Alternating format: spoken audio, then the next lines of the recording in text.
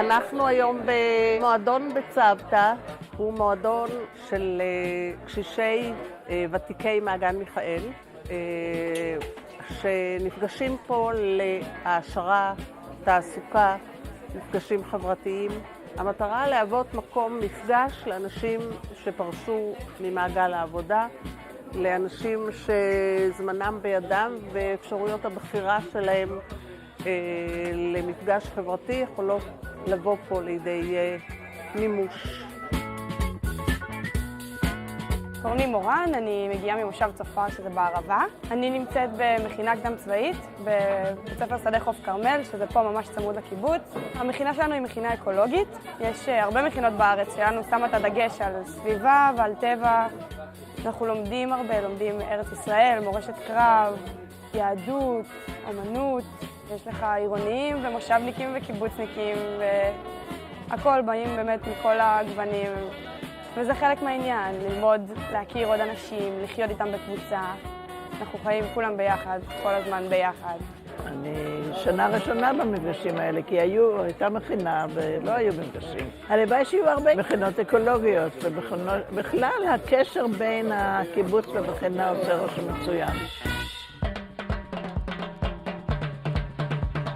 אנחנו נפגשים באופן קבוע עם נערי המכינה הקדם צבאית בימי רביעי, ובמפגשים האלה נוצרים גם מפגשים של העברת ידע ומידע מדור לדור, מה שנקרא דור לדור יביע עומר, וגם מפגשים של סיפורי חיים. המבוגרים מספרים להם את הסיפורים המיוחדים והאישיים שלהם.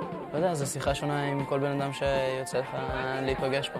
יש פה מגוון של אנשים וכל אחד יש לו להציע את הזיכרונה של המעבר. אנחנו באים פה כדי לשוחח, לא רק כדי לשמוע. ככה אנחנו יכולים להרגיש שאנחנו תורמים קצת מעצמנו. זה נחמד לעשות את זה מדי פעם. להם זה מפגש עם אנשים בגילים שהם לא נפגשים איתם יום-יום. לנו אמנם יותר, כי יש לנו נכדים, אבל בכל זאת. זה מעניין לפגוש כמה אנשים צעירים שהם לא נכדים שלנו, ולא חברים טובים של נכדים שלנו. לומדים הרבה על הקיבוץ, כי זה אנשים בעצם מהמקימים של הקיבוץ הזה. ולומדים הרבה מהניסיון שלהם, יש להם הרבה דברים מעניינים לספר. זו פעילות שמאוד תורמת לנו, אנחנו מאוד רוצים להיות יותר פעילים בקיבוץ, וזה עוזר בתרומה שלנו, וגם מאוד נחמד, אנחנו באים, מרוויחים זמן עם חבר'ה שמסבירים לנו הרבה עם ידע חיים, מרוויחים הרבה. לכבוד פורים החלטנו להיפגש וליצור מפגש קצת יותר עליז ושמח, פורימי, ובמסגרת זאת הגיעה כל המכינה, שכפי שאתם רואים יש פה איזה 30 חבר'ה. אנחנו עכשיו בפעילות פורים, פה במועדון תעסוקה, עם הוותיקים של הקיבוץ. מאוד חיובי, זה נעים מאוד לראות כמה צעירים יש. אני מלמדת סליגה. אני אישית לומדת לסרוג קצת. אני מקווה שאני אצליח, אמא שלי לא הצליחה ללמד אותי. יוצרים יחד קצת פישוטים לפורים, אוזני המן.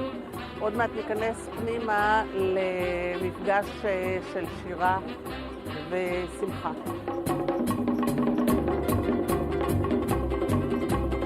והמפגש הזה בהחלט יוצר יחסים מיוחדים בין המבוגרים ובין הנערים. הם מאוד אוהבים לבוא הנה ואנחנו מאוד אוהבים שהם באים הנה.